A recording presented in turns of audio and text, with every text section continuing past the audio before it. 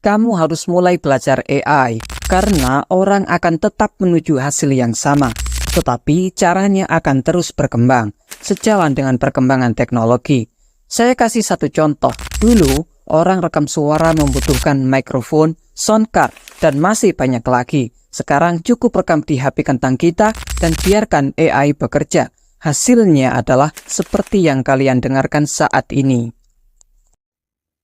Nah, kemudian saya akan berbicara kelebihan dan kekurangannya ya teman-teman.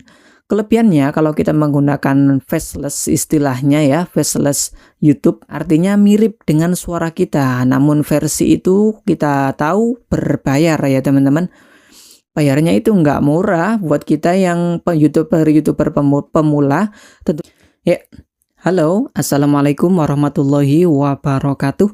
Teman-teman, kembali lagi di channel ini Nurizal Musarodi, dan kali ini saya akan membahas mengenai faceless YouTube faceless ya, yang menggunakan avatar AI ataupun yang tidak menggunakan. Caranya cukup mudah. Yang menggunakan avatar AI, ini cara saya ya teman-teman, ini cara saya. Saya biasanya menggunakan, karena saya ingin menggunakan karakter yang mirip dengan muka saya ya, biasanya saya menggunakan ChatGPT, kemudian saya upload gambar saya sendiri. Kemudian di situ saya minta ChatGPT untuk menuliskan prompt. Saya minta ChatGPT untuk buatkan saya prompt untuk menghasilkan gambar tersebut di Leonardo AI. Sebenarnya ini opsional ya, teman-teman bisa pilih AI apa yang lebih teman-teman sukai untuk menghasilkan sebuah gambar. Saya biasanya menggunakan Leonardo AI karena saya sudah terbiasa dengan AI tersebut. Jadi jadi prompt-nya, kemudian saya salin, kemudian saya pindahkan ke Leonardo AI-nya, saya perintahkan Leonardo AI-nya, kemudian menghasilkan sebuah gambar. Dan biasanya saya lebih suka, ini juga lebih ke opsional, pilihan pribadi ya, saya lebih suka menggunakan karakter 3D, karena ya lebih lucu aja sih ya teman-teman. Saya menggunakan karakter 3D dan ketika sudah berhasil mengenerate sebuah karakter yang mirip dengan saya, mirip di sini bukan berarti benar-benar persis ya teman-teman, karena itu nggak mungkin teman-teman. Kemudian gambar ini biasanya saya masih perlu olah lagi dengan face swap. Face swap di sini saya kasih gambar hasil AI-nya, kemudian saya kasih gambar saya, wajahnya saya tukar teman-teman. Jadilah muka yang mirip seperti mirip saya. Nah, untuk audionya saya menggunakan audio saya sendiri teman-teman. Saya rekam sendiri lewat HP gini. Dulu sebelum saya memiliki mic yang seperti ini, saya menggunakan HP aja ya teman-teman. Ya udah gini aja. Kemudian saya rekam biasa, saya upload di Adobe Podcast teman-teman. Uniknya Adobe Podcast ini bisa menghasilkan suara yang lebih stabil, enak, cuman sedikit robotik teman-teman. Ya maklum ya, AI gitu ya, AI identik dengan robotik, itu ya sangat sesuai sih. Dan itu menurut saya cukup membantu bagi saya yang kesulitan untuk membeli mikrofon yang mahal gitu ya teman-teman.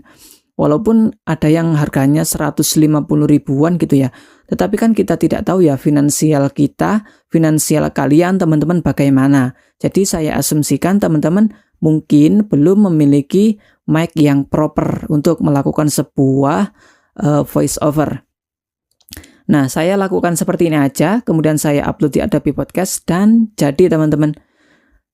Kemudian saya tinggal mengintegrasikan, nah bahasanya nih, menyatukan ya teman-teman. Karakter ini bisa memvisualisasikan audionya, bisa nyatu gitu dengan audionya. Saya menggunakan AI yang namanya Hedra AI. Nah di sini kalian teman-teman tinggal upload aja foto hasil generatan kalian yang sudah di face swap dengan AI tadi ya. AI-nya apa ya? Face swap AI gitu kalau nggak salah. Nanti saya cantumkan aja linknya semuanya di bawah ya teman-teman. Kemudian kita tinggal upload aja gambar kita, gambar yang ingin memvisualisasikan audio kita. Cuman yang perlu diingat ya teman-teman, di sini per generatan itu hanya bisa menghasilkan hanya sekitar 2 menit ya teman-teman. menurut saya 2 menit itu sudah cukup sih ya untuk kan nanti biasanya dalam pembuatan sebuah video itu kan diselingi footage gitu ya teman-teman, biar videonya agar lebih menarik, lebih panjang. Karena teman-teman mungkin sebagian dari teman-teman ada yang sudah tahu, biar bisa mempertahankan, biar bisa mempertahankan retensi penonton, biar nggak bosan itu tiap 3 detik ganti footage, ganti angle gitu, biar bisa mempertahankan retensi penonton, biasanya seperti itu sih teman-teman. Nah itu cara saya teman-teman. Kemudian ada juga teman-teman yang mungkin tidak menggunakan avatar, jadi murni hanya menggunakan voice overnya saja, biasanya menggunakan Eleven Labs. Nah, cuman menurut saya kekurangannya ini ya teman-teman. Coba kita bayangkan aja nih, YouTube itu menginginkan sebuah konten yang original gitu. YouTube itu suka sekali dengan konten yang original. Hingga mengapa teman-teman biasanya lihat konten-konten yang terlihat sederhana itu mudah sekali disebarluaskan oleh YouTube. Kemudian teman-teman lihat konten-konten yang tinggal upload aja memang benar. Kita juga lihat ada banyak juga yang berhasil gitu ya. Tapi ya nggak akan bertahan lama.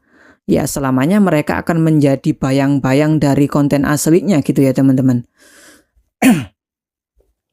Gitu ya teman-teman. Nah, caranya ya bisa aja dengan Eleven Labs kita bisa menggunakan fitur yang namanya voice cloning, artinya mirip dengan suara kita. Namun versi itu kita tahu berbayar ya teman-teman. Bayarnya itu nggak murah buat kita yang youtuber pemula. Tentunya nggak mau spend uang kita, menghabiskan uang kita di sana, pastinya nggak mau ya teman-teman. Mending buat beli alat aja gitu ya. Mending kita nabung buat beli alat yang lebih proper gitu ya teman-teman. Nah kemudian saya akan berbicara kelebihan dan kekurangannya ya teman-teman. Kelebihannya kalau kita menggunakan faceless istilahnya ya, faceless YouTube atau konten atau apapun itu, kelebihannya memang kita bisa membuat sebuah konten tanpa menampilkan wajah kita. Dan enak gitu ya teman-teman, kita nggak perlu capek-capek syuting seperti ini, kita hanya perlu ngedit aja sih, perlu ngedit aja.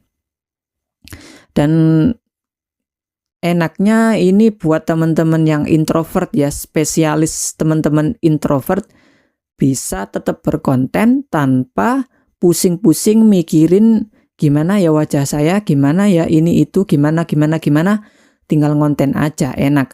Tetapi minusnya, langsung aja ya minusnya teman-teman, konten seperti ini itu kalau teman-teman nggak pinter-pinter akan rawan sekali terkena yang namanya konten digunakan ulang. Apalagi kalau voice overnya hanya mentah-mentah saja dari Eleven Labs, kan banyak sekali yang menggunakan, bukan hanya 2.000 ya, bukan hanya 1.000, 2.000, saya yakin ratusan orang yang menggunakan fitur Eleven Labs ini. Kalau teman-teman nggak menggunakan voice cloning, bagaimana bisa teman-teman bisa menciptakan sesuatu yang baru? Ya sulit ya sih teman-teman. Bisa sih, tapi ya sampai kapan kita mau ngakalin algoritma gitu. Itu aja sih pertanyaan saya teman-teman. Sampai kapan kita akan mengakali algoritma? Kemudian kalau channel, iya benar. Kalau channel teman-teman menggunakan AI, menggunakan avatar yang bisa berbicara, saya biasanya menggunakan Hedra AI itu teman-teman. Kira-kira sampai kapan Hedra AI ini bertahan? Ini untuk keberlangsungan channel yang berumur panjang gitu ya teman-teman. Kira-kira sampai kapan Hedra AI akan menawarkan fitur itu? Kita nggak pernah tahu loh, bisa jadi tahun depan Hedra AI menutup aplikasinya, menutup akses-aksesnya dan hanya berbayar aja. Kita nggak pernah tahu teman-teman. Jadi itulah mengapa saya sangat-sangat menyarankan teman-teman dicampur aja, dimix aja. Jadi tetap ada sentuhan manusia. Saya kembali ke awal ya teman-teman. AI fungsinya hanya supporting system, hanya mendukung kita. Jangan sampai mengambil alih bahkan jalan ceritanya hingga editannya, bahkan keseluruhannya teman-teman itu menggunakan AI. Kalau seperti itu ya sangat mudah sekali YouTube untuk membanet konten kalian akhirnya tidak bisa dimonetisasi. Itu tentunya sebuah kerugian. Kalau kita sudah capek-capek ngedit dan itu kita tidak bisa mendapatkan hasil, kan sayang sekali teman-teman. Itu aja teman-teman saran dari saya. Semoga bermanfaat sedikit ini ya teman-teman. Wassalamualaikum warahmatullahi wabarakatuh. Kalau ada pertanyaan silakan tanyakan di kolom komentar yang sudah tersedia di bawah. Terima kasih.